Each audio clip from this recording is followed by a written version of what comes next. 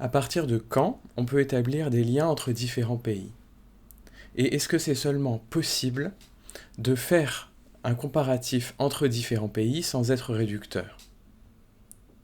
Contrairement à de nombreuses recherches en anthropologie moderne qui s'intéressent à une zone très restreinte, un village, une région, notre recherche va prendre en compte une large zone géographique. Nous pouvons alors nous poser la question des pays qui rejoignent cette aire de recherche. Toute la question du lien culturel entre différents pays doit se regarder suivant le prisme d'une histoire commune. Je pars ainsi du principe que des pays géographiquement proches peuvent partager des ressources culturelles communes. Nous allons donc établir une base de critères pour définir la proximité entre différents pays et définir notre aire culturelle de recherche. Nous allons considérer comme asiatiques orientaux les pays qui ont une affinité avec la Chine, par exemple une langue idéographique ou une histoire commune avec la Chine. Nous pouvons prendre l'exemple de la Corée, qui a le confucianisme en grande estime depuis la dynastie Joseon, dynastie qui était d'ailleurs reconnue par la dynastie chinoise Ming.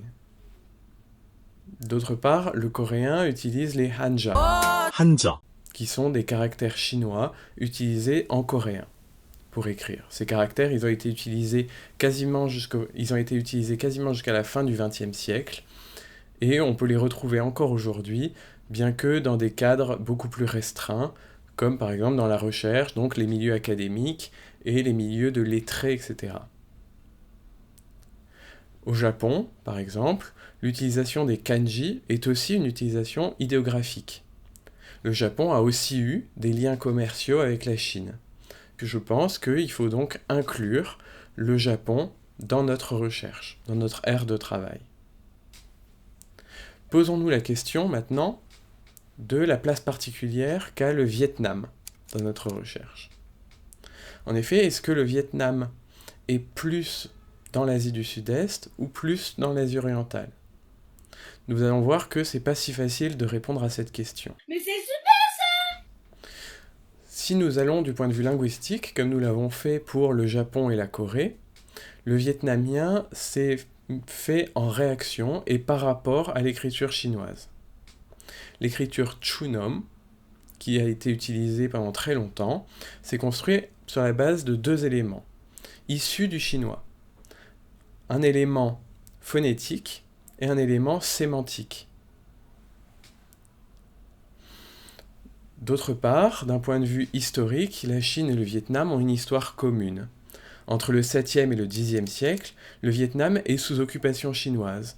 Puis, entre le 10e et le 15e siècle, la Chine et le Vietnam vont entretenir des relations très étroites. Culturellement, le Vietnam et la Chine entretiennent aussi des relations, comme nous le fait remarquer Tran Van Kê dans sa thèse publiée en 1961. La présence des instruments de musique d'origine chinoise, comme le tshan, le tran, et des instruments d'origine indienne, comme le fan tso, montre qu'il y avait en effet une influence conjuguée de l'élément chinois et de l'élément indien dans la musique vietnamienne. Cette citation nous montre donc que mettre le Vietnam dans une case n'est pas si facile, que ce soit la case Asie orientale ou la case Asie du Sud-Est. Le Vietnam paraît donc s'inscrire dans deux univers distincts. L'un, la sphère d'influence chinoise. L'autre va être la sphère indienne, avec notamment par la musique et les instruments.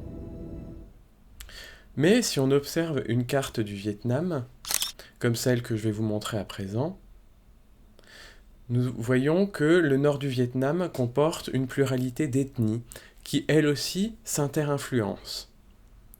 Et nous ne pouvons qu'imaginer la richesse des liens qui unissent toutes ces populations et qui ont fait une grande richesse culturelle dans le nord du pays. Qu'est-ce que nous pouvons tirer de tout ça? C'est que travailler sur les liens entre les différents pays, c'est primordial pour comprendre leur richesse. Et ce n'est donc pas rejeter leur unicité. Faire un comparatisme, c'est étudier les liens entre les différents pays et voir comment des aspects culturels se sont transmis entre différentes cultures.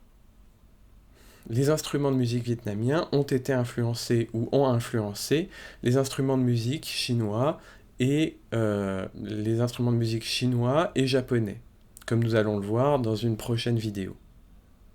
Par contre, pour étudier toutes ces différences culturelles entre les pays, nous devons, pour ne pas tomber dans un comparatisme et une hiérarchie, faire une grille de lecture qui soit cohérente et appliquer une méthode qui soit approuvée, éprouvée et la plus irréprochable possible, pour pouvoir les étudier dans la meilleure condition.